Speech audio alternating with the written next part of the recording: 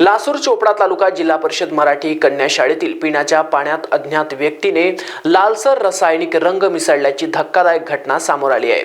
शुक्रवारी सकाळी प्रार्थनेच्या वेळी नळातून लालसर पाणी येताना पाहून विद्यार्थिनी घाबरल्या। मुख्याध्यापक सुनंदा पाटील यांनी तात्काळ सरपंच नर्मदा भील, पोलीस पाटील जितेंद्र पाटील, पोलीस प्रशासन व आरोग्य विभागाला या संदर्भात माहिती दिली। पोलीस निरीक्षक अनिल भवारी यांनी स्वतः घटनास्थळी भेट देऊन टाकीची पाहणी केली। वैद्यकीय अधिकारी डॉक्टर प्रियंका तांबे यांच्या मार्गदर्शनाखाली आरोग्य सेवक एस.टी. पाटील व घनश्याम पाटील यांनी पाण्याचे नमुने तपासणीसाठी पाठवले आहेत। ग्रामस्थांनी यावेळी तक्रार नोंदवली की सायंकाळी टवाळखोर मुलांचा अड्डा शाळेच्या परिसरात जमा होतो, त्यामुळे आमदार निधीतून हाय स्मार्ट लाईट आणि तार कंपाऊंड बसवण्याची मागणी करण्यात आली आहे। पोलीस निरीक्षकांनी ग्राम दक्षता समिती नसल्याबद्दल नाराजगी व्यक्त केली। या प्रकरणातील दोषी व्यक्तीबाबत माहिती देणाऱ्यास 5,000 चे बक्षीस जाहीर करण्यात आले असून माहिती देणाऱ्याचे नाव गोपनीय ठेवले जाईल। या प्रकरणी भारतीय दंड संहिता कलम 279 अन्वये अज्ञात व्यक्तीविरुद्ध गुन्हा दाखल करण्यात आला असून पोलीस हेड कॉन्स्टेबल शशिकांत पारधी पुढील तपास करीत आहेत।